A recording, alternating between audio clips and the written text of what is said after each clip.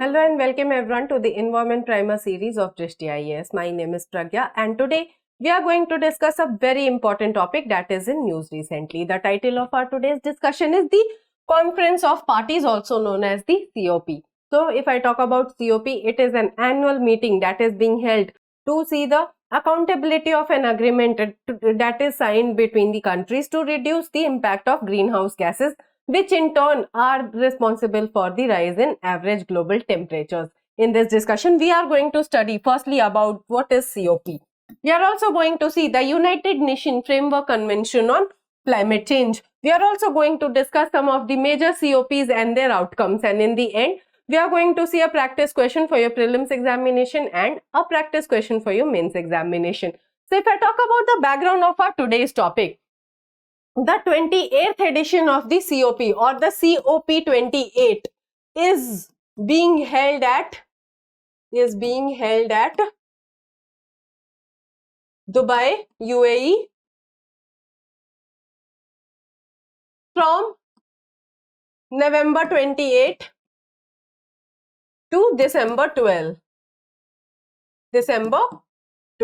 So this is the 28th edition of the Conference of Parties and it is being held at Dubai from November 28 to December 12, in which the various countries will be coming together to discuss that what are they doing to limit the impacts of climate change. So this brings us to the moot question of our today's discussion, that what is this Conference of Parties? So if I talk about the Conference of Parties, it is the supreme decision making of the United Nations Framework Convention on Climate Change that meets yearly to review the progress made in achieving the target of limiting climate change. So whenever we talk about climate change, we follow a very problem-centric approach, that this is the problem, this is the problem, this is the problem. But we never try to follow a solution-centric approach, and this is what the Conference of Parties is trying to do. It is trying to fix accountabilities of various nations, various countries, and it is trying to find a solution to fight the worst impacts of climate change. It brings together the 197 nations.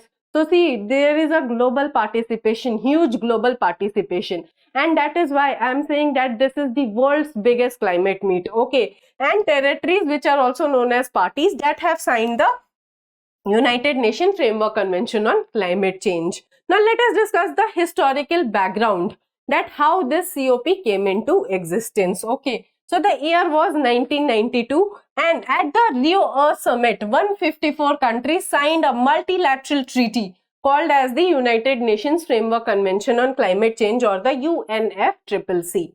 It aimed to stabilize greenhouse gas concentrations at a level that would prevent dangerous anthropogenic, that is human-induced interference with the climate system. Climate change is a direct impact of the human-induced changes that we are doing, and that is why we need to discuss the climate change, and this UNFCCC is aimed to take accountability of the greenhouse gas emissions from the countries, and it is a legally binding agreement.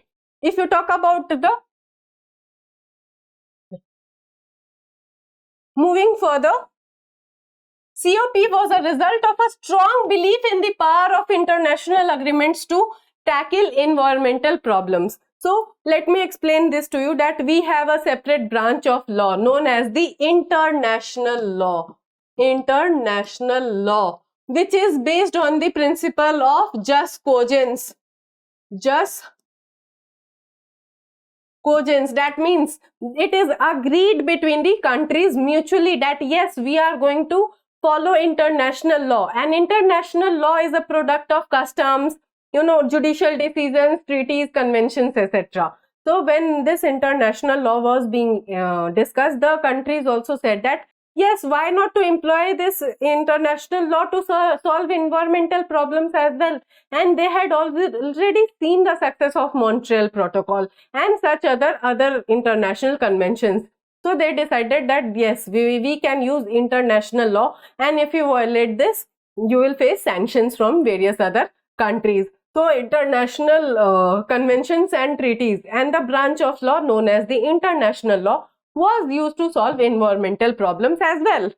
The first edition of COP entailed a discussion on how to implement the UNFCCC. So whenever you have a convention or whenever you sign a treaty, you not only sign it, you ratify it as well, and then you talk about how to implement the treaty as well, because until and unless it is implemented, it won't serve its purpose. So the first edition of the COP was dedicated to find a mechanism to implement the United Nations Framework Convention on Climate Change. At the meeting, an agreement was reached to meet annually to discuss action on climate change and emission reduction. So in this meeting only they decided that yes, we are going to meet annually, and this is why the COP is an annual event, that is annual conference that is taking place, and this year it is taking place in Dubai. Okay.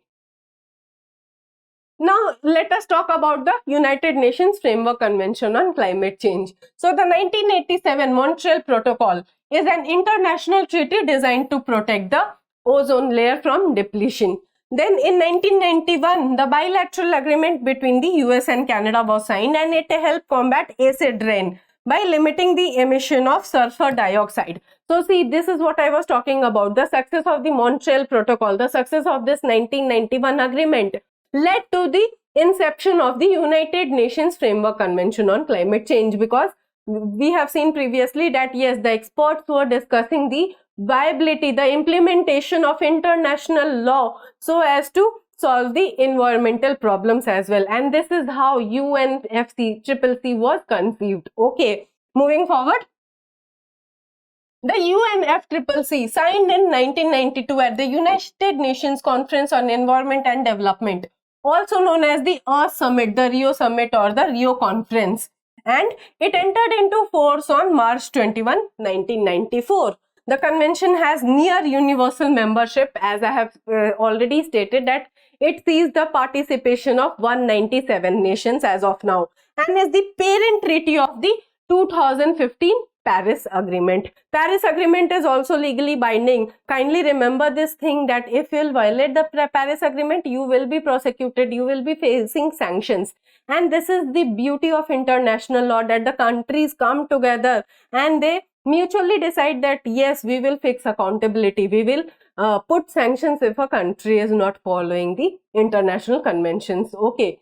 The original secretariat was in Geneva. Since 1996, the secretariat has been located in Bonn, Germany. So the secretariat was firstly in Geneva, Switzerland, and then it was shifted in 1996 to Bonn, Germany. Moving forward, let us discuss the major conference of parties and their outcomes. Okay, so the first is COP3, which took place in 1997 in Kyoto, Japan, and it led to the adoption of Kyoto Protocol.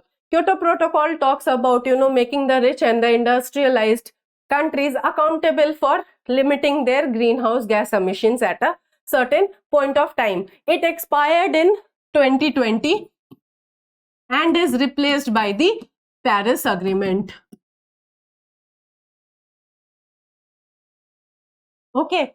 So Kyoto Protocol was very important, and it for the very first time talks about the accountability of the developed, the rich and the industrialized nations in cutting their greenhouse gas emissions, because they were firstly responsible for the industrial revolution. Then comes COP7 2001. It was held at Marrakesh, Morocco, and it led to the Marrakesh Accords were signed in this COP. Then comes the COP8 of 2002. It was held at New Delhi, India. The Delhi Declaration was signed, and it firstly talked about the technology transfer for climate change mitigation. What is this technology transfer? The technology that is available to the developed countries. They agree to transfer that technology to the developing countries. Why? Because the developing countries are not that, good at handling climate change due to the lack of funds, etc. So they talk about the historical accountability to the developed countries, that yes, since you are the original, greenhouse gas emitters, you caused the industrial revolution, which in turn led to the global warming. Now you will provide us technology to mitigate the worst impacts of the climate change. So remember that the technology transfer for climate change mitigation was talked about in COP8 2002 held in New Delhi. Moving forward, COP13 2007, it was held at Bali, Indonesia, and it led to the adoption of Bali Roadmap and Bali Action Plan. Then comes the COP16 of 2010. It was held at Cancun, Mexico, and led to the signing of Cancun agreements. It also talked about establishment of green climate funds. So for the very first time, the developing countries asked that establish a climate fund, established a green climate fund, so that we could have access to that, and we could also, buy technology, reduce our greenhouse gas emissions, and we could also mitigate the climate change impacts. Then comes the COP18 of 2012. It was held at Doha, Qatar, and it adopted the very famous Doha Agreement to Kyoto Protocol. And this is a very important COP that was held in Doha, Qatar, and it led to the very adoption of the very famous Doha Agreement to Kyoto Protocol. Then comes COP21 2015, famous for signing of the Paris Agreement, and Paris Agreement is a legally binding document. It was held at Paris, France, and it talks about reduction of greenhouse gases. Okay, so 2015 Paris Agreement was signed in the COP 2015. Okay, so then comes COP 24 of 2018, and it provides a rule book for following Paris agreements. As I have stated before also, once you have an international convention, international treaty, you need to figure out a solution that how that treaty is going to be followed, how that treaty is going to be implemented. And hence this COP was dedicated for carving out a rule book for following the Paris Agreement. Moving forward comes the COP 26 of 2021. It was held at Glasgow, UK. India in this COP announced its net zero targets of 2070. What do we mean by net zero target? It does not mean that the country will reduce its emissions to zero. It means that it will minimize them. It will not continue further such emissions. So this is net zero targets of countries, and India has announced its net zero target of 2070 in this conference of parties. Okay. And India also called down for phase down of coal-based powers. So in this COP, why is this COP so important? Because it firstly explicitly mentioned the use of word coal, mentioned the use of word fossil fuels. It specifically talked about the Glasgow Breakthrough Agenda, which speaks about phasing down of coal and other fossil fuels impact. So this is the very first COP which talks about in explicit terms about the harmful impacts of coal and other fossil fuels. Okay, then comes the COP 27, which was held in the year 2022, and it was held at Sharm el-Sheikh, Egypt. It led to the establishment of Loss and Damage Fund. Loss and Damage Fund is also an initiative of the developing countries, and they ask the developed countries to establish such fund to mitigate climate change. Okay, because they have done the damage, so they should now pay the developing countries to mitigate the climate change. But the sad reality is this Loss and Damage Fund currently is empty. You see, it is currently empty. So the developing countries really need to come together so that they can actually have the utilization of this Loss and Damage Fund.